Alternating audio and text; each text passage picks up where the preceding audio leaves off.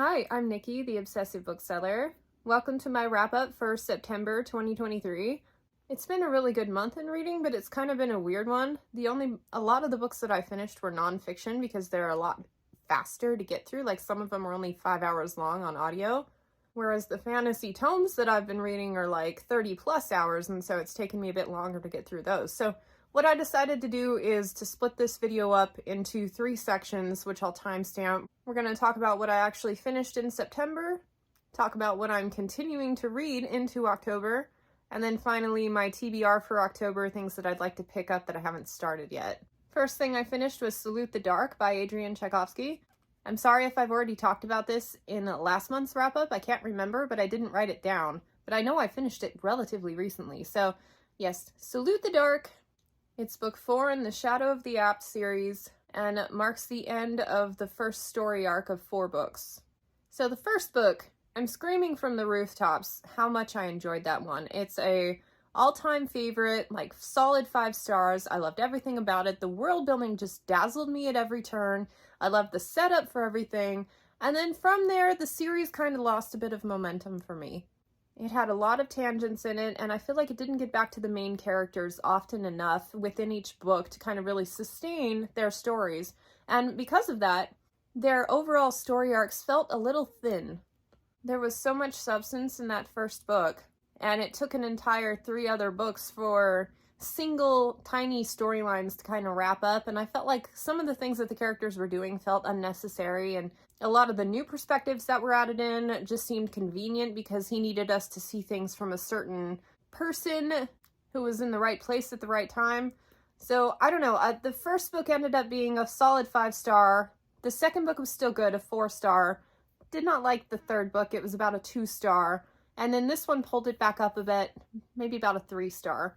So I'm kind of all over the place with the series so far, but I'm really excited about what's to come next because this marked the end of a certain story arc, and I have no idea what's going to be in the next books. And I have a feeling that he's going to take all those core ideas, but apply them in a different way, because I had heard that the first 4 books were kind of a role-playing game in novelization form. And whereas my objection is mostly with the structure, I feel like once he finished with that and really started developing like these sustainable plots, and the books get a lot bigger from this point. So yeah, I'm really hopeful. I still love the world. I love all the exciting like bug types that you find in it. Like each book has something new to offer in that regard, and I really love that. And so the discovery plot process of being able to take like maybe one of those bugs and explore their society a little bit further as the series goes on, I'm all for that. I'm so excited. So I enjoyed this one, but I'm more excited to see what's coming next. I finished System Collapse by Martha Wells, book 7 in the Murderbot Diaries. I talk a lot more specifics in my ebook 0 project, but suffice to say that this one wasn't as good as I was hoping it would be. It felt kind of like dealing with the fallout from Network Effect, which was the full-length novel book that we got right before this one, chronologically anyway. It felt like tying up loose ends, whereas I was really hoping that we would move on and do something different. But no, we're still messing around on the same planet. So 3 out of 5 star for that, but I still love the character, and I'll still be excited about any new Murderbot book that comes up. Hopefully the next one will be a little more compelling. We're at the point now where I think we're a little bit past the novella length type of stories. Her ideas have gotten bigger than that now. And so you're not getting these little satisfying chunks of story anymore. It's kind of turning more into this prolonged series. And you can tell, like, this, to me, did not really feel like a full story. It felt like a continuation to another book. So I don't know if I described that well, but coming in at about a 3 out of 5 star. For the 4th time, I read Digital Minimalism by Cal Newport. I love this book. I mostly picked it up because I needed something nonfiction to read, and everything I wanted to read from the library had like a several-month wait list. I already owned a copy of this. I decided to pick it back up, and you know what? Every time I listen to it, I get more inspiration on being a little bit more digitally minimal. Like I get my life a little bit closer to where I want it to be. And I find it's always good to take a look at everything you're doing with intention and seeing if something that worked for you 6 months ago may not be serving you now. Love that book though, still a 5 star, can't believe I've read it 4 times. But it's really good. After a year of effort, I have finally finished House of Chains. Now, Malazan always takes me a long time to read because I'm a bit of a perfectionist with it. I don't want to have to go back and reread it again one day to get the full benefit out of it. So I'm like pedantic about making sure that I figure out who is who. Even the most minor character, I'll look them up to make sure I know who we're talking about. I kind of got a little bit lazy in the last few chapters on this one. So a couple people, everybody's name starts with K. So it's really hard to keep track of all of those people. But for the most part, I was able to retain who is who in this one. Now, I really loved the first half. Dealt with one character essentially and kind of gave his backstory and built his culture and kind of transitioned him to get involved with everything else that had been going on in this series so far. Really love that part. Evidently, that's the part most people struggle with because it's so different than what you've gotten from Malazan to this point. But I found it relaxing to be able to just like focus on one person at a time. So I love that part. And then the second half of the book was not as successful for me, at least compared to the amazingness that was Memories of Ice and even some of the good stuff that I read in Dead House Gates. It was kind of lackluster. It felt like we were just putting important pieces into place so that we could do something in the future. And then a couple things felt kind of anticlimactic given how much buildup we got in Dead House Gates, because this one is more of a continuation of Dead House Gates than it was Memories of Ice. So I'm looking at a really strong first half, 5 stars for me there, or close, and then about a 3-star second half. So I think I'm landing at a 4-star for that one. I'm glad I read it. I'm planning on continuing on in the series. I'm doing the ultimate reading order, so I think I have a Bauchelain and Corbel Broach book next to read, or short story rather, before continuing on there. But yeah, I'm still on the fence on whether or not it's worth all of this effort to get through that series, but you know, as long as I'm only picking it up in small chunks and I'm not devoting my whole reading life to it, I feel comfortable continuing on at a snail's pace. So I'll check in a year from now when I actually finish the next one, because it's probably going to take me about the same time. Fun fact, Patrick and I were involved in the same buddy read for Gardens of the Moon, and he finished the entire Malazan series in the same time frame that I finished the first book. Go me. I read The Perfectionist's Guide to Losing Control by Catherine Morgan Schafler, and this book was awesome. I mean, if you know me even a little, you know I'm kind of a perfectionist. Kind of.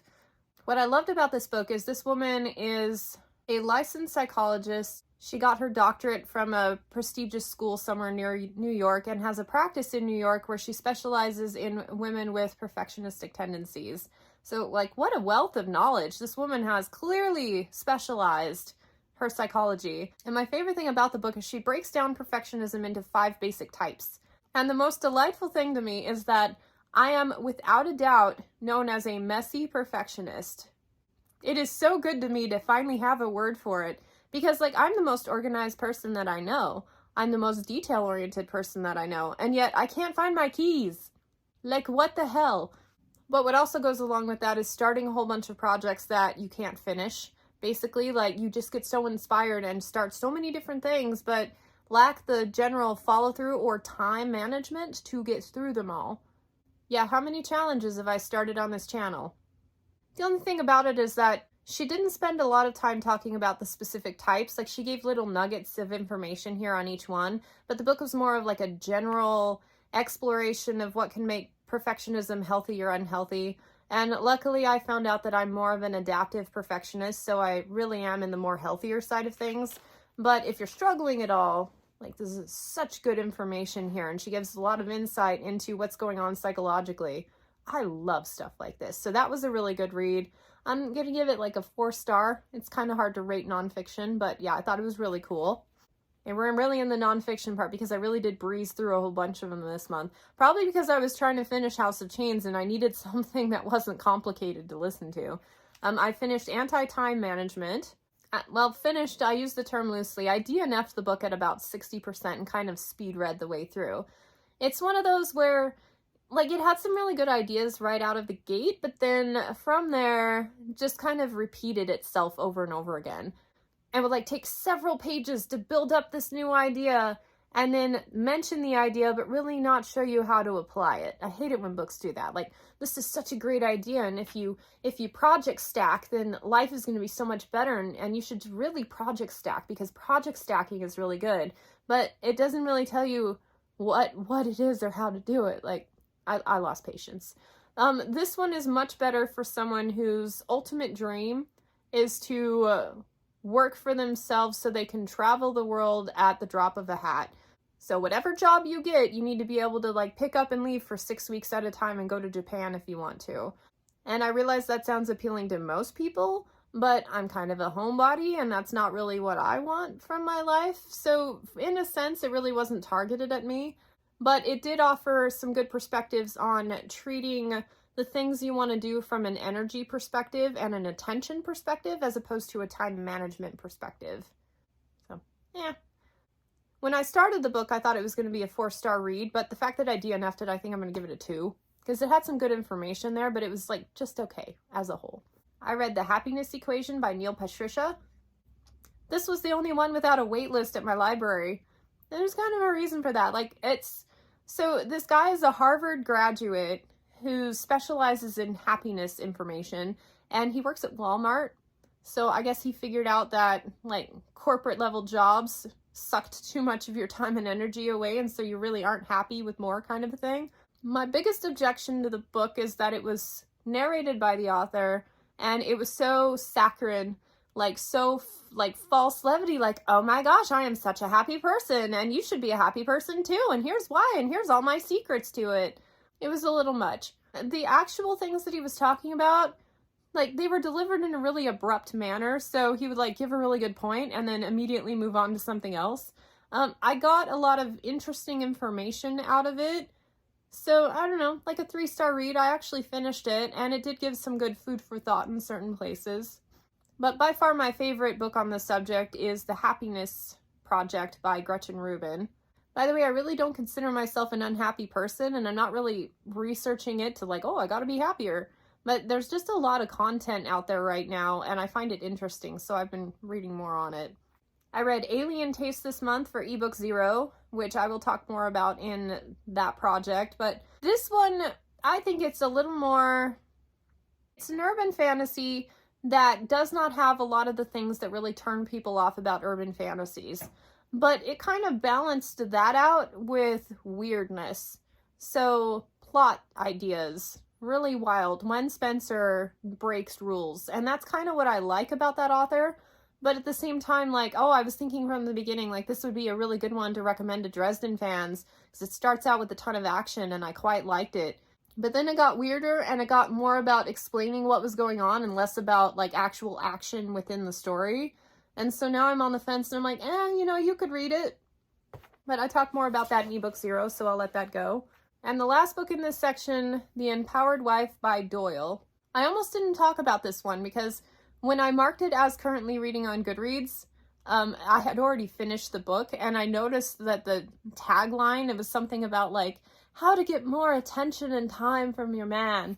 And I was like, oh my God, like that is not what I signed up for on that. I was thinking more of like, holding yourself with dignity in a relationship, learning better communication skills, things like that. But the subtitle makes it sound a lot more simpering than it is. I got the recommendation from a minimalist named Madison Gray. She had this really good video where she was recommending, like, spitfiring a whole bunch of books that were in line with more simple living. And I latched onto this one because my word for the year is empowerment. And I thought that is really cool. I would like to take that concept and apply it to relationships as well. But then I read the subtitle and I about died. And like I said, I almost didn't talk about it because I find stuff like this a little embarrassing. Like it's a look into like a personal life aspect of things. But I thought, whatever. Like if I recommend this book and someone reads it and it changes their life, like that could be worth a little bit of embarrassment talking about it. I liked the book. It's free on Audible if you're a member. And it's very much this woman trying to get you to sign up for her counseling. So it's kind of like an advertisement, like here are all the skills, and we have these coaches who you can hire if you want more information, that kind of thing, or if you want someone to work through you with it. So yeah, blatant advertising, but that's okay. There were some really good nuggets in here. And like I said, the word dignity is the thing that I kind of pulled away from this book. It's about like kind of focusing on yourself and owning what you want to do and really paying attention to the things that you're passionate about and letting your relationship just kind of do its own thing without like totally fixating on what the other person is doing. Because there was a lot of time in my life where my whole world was kind of focused on what the other person was or wasn't doing, and my state of happiness was based on that as opposed to what I could find within myself. Luckily, with age comes a bit of wisdom, so I know that like I'm responsible for my own happiness, and this book really kind of celebrated that and gave a couple of techniques on how to encourage more of that, and I liked it about that. There were a couple of sections, like the one on finance, where I'm like, no, I'm not even listening to this. Like, we're moving on. But for the most part, it was pretty good. I'd say 4 out of 5 star. Now let's talk about what I'm currently reading. I have a lot of really good books going, like high quality stuff that and by all means, I probably shouldn't be reading all at once. So first up, patrons and I are reading Grace of Kings by Ken Liu, book 1 in the Dandelion Dynasty series. It is kind of a lot. Like, it seems like we're not really focusing on a couple of characters. We're just kind of bouncing around this kingdom and kind of gaining a lot of perspectives within it. It's almost as if the kingdom itself is the main character and we're learning about different personalities of it and how everything kind of, all the conflicts are coming to a head and all. I don't know, like, I really like the tone of writing. I'm doing this one on audio and it's narrated by Michael Kramer. I feel like that's going a long way in its favor. But it's one that I've had to concentrate really hard on. And, 3 small children and very little time to myself. Like, I don't have a lot of concentration in me at the moment. So it's been a bit of a struggle to get through at the beginning. But I'm committed, I think, to reading the entire series. Mostly because I bought them all. But so far, I'm really liking the tone. I like the characters that we've met. I think the world is interesting. And I'm in it to see where it goes next, but I'm on the verge of getting confused. Like, there are so many things going on that I'm almost too confused that I would lose investment. So I need to maybe back it up a bit and like read a bit slower. My patron Alyssa and I are also reading Children of Dune, almost finished with this one. And it did bring back a lot of the things I really loved about Dune. Not to the same amazing degree, but at least a lot of the key players are involved. It's talking about the biology of the world, and they do spend some time outside, whereas Doom Messiah was just mostly like a really contained political thing going on. So I'm liking the world building aspect. I like the next generation, obviously Children of Dune, and I'm interested enough to continue on. We were thinking about, instead of reading the 4th book in the Dune series, I guess there's a new one by Kevin J. Anderson and Brian Herbert, Princesses of Dune, that's coming out in October. I think it deals with Irulan and Chani. We might read that one before continuing just because it kind of lines up in a timeline thing that's good for what we're doing. And also it would give us a chance to see if we like the Kevin J. Anderson versions. I'm really on the fence about that. But yeah, for the most part, I'm really enjoying my time in Dune. I like the atmospheric, like, there's just something about the writing style and the way the stories are being told. And I love that the villains, like, it's the only book that I can think of where you get a really good perspective from the villain. You know what they're doing, but it doesn't ruin the surprises of the story. It doesn't ruin anything about what you're reading. It just makes it feel richer. I don't know how to explain it, but it's really cool. For Project Sci-Fi, I'm reading Empire of Silence. Loving it. I am loving this book. It's got a bit of a slow start from a pacing standpoint, and I'm probably a good third of the way into the book, and things really haven't picked up in that regard. But the writing is so beautiful, and everything that he's doing is interesting. It kind of reminds me of a John Gwynne book in the sense that, like, the overall arc of the story is a very slow-paced, but within each chapter, something really interesting happens, and you get, like, that full satisfaction every time you finish a chapter, like, oh yeah, that was really good. So I'm taking my time with that one, but I'm absolutely loving it. I really like the world building so far. For Reed Bernhard, I'm reading Dragon Mage, and it's a really long book, and it has taken me like 2 or 3 months to read. I will talk more about that in that feature. I'm going to summarize it to say that I'm really glad that I picked it up. My overall rating will depend on how it ends. For ebook 0, I'm reading Fury of a Demon by Brian Naslund. It's book 3 in the Dragons of Terra. I really like the first book in Dragons of Terra. Hate the covers. Second book kind of jumped the shark a little bit, and I wasn't sure I was really excited to read more about what they introduced in the second book, but so far in this one, there's really not a lot of that anymore. The science-y stuff, like, that's the part I didn't like. It felt a little weird and out of place. But the dragon stuff has always been really cool, and there's a magic thing going on with that has to do with the science as well, but I'm liking that. I like the characters, and this author is really good at creating really, like, mic drop scenes, like excellent momentum, great fight sequences, good suspense in it. So what he lacks in class, to put it bluntly, he makes up for with being strong in these other areas. Like, I've said it before, but he talks about poop a lot. Like, a lot. But I want to see where it ends, so that's where we're at. I'm continuing my read with Fablehaven Book 4, Dragon Sanctuary. A lot of this book, I read it so fast when it first came out years and years ago that I don't remember it. So it kind of feels like being a kid again and reading it for the first time, although I'm pretty sure I was in my 20s when it came out, but whatever. And I'm really enjoying this one. The Dragon Sanctuary was my favorite aspect of the Fablehaven series, and yay, the continuation series of 5 books is all about the Dragon Sanctuary, which I've read the first 3 and it kind of knocked me off, but we'll talk about that when I get to that point on my reread, because I'm trying to finish the series, and it was just a really fun thing to start reading from the beginning again. I'm reading Dead as a Doornail by Charlaine Harris. My library audio copy got taken away unexpectedly because I have poor time management with that, and I got it back finally, so we're gonna hurry and finish it because I'm really enjoying this series. Being up to date on everything Alona Andrews, Jim Butcher, Patricia Briggs, Kim Harrison, although I do have a couple of Kim Harrison to read now. Like, being up to date on all of my favorite urban fantasy series, it's nice to find one that's complete that I haven't explored yet. So yeah, it's always good to have a good urban fantasy going for me. And then finally, I am reading Bookshops and Bone Dust by Travis Baldree. It's the new book in his Legends and Lattes world. I'm about 60% of the way through it, and it's just okay. I could do a lot less with the necromancy stuff in it and more of like the bookshop, running the bookshop thing. I think that's what I loved most about the first book. It was all about running the coffee shop and conflicts in day-to-day business. And there is a bit of that with the bookshop stuff, but not enough of it. I feel like there should have been more focus on that. I feel like he really didn't even need the extra conflict that he's trying to introduce and all of that. I felt like everything he had built with just the coziness of being in a bookshop and exploring new novels and cleaning up space for new books, like all of that is just like tantalizing to me. But it does have some good moments. It's a prequel in a sense to Legends and Lattes, and you kind of see where Viv gets the idea to start a coffee shop, that kind of stuff. So yeah, it's good.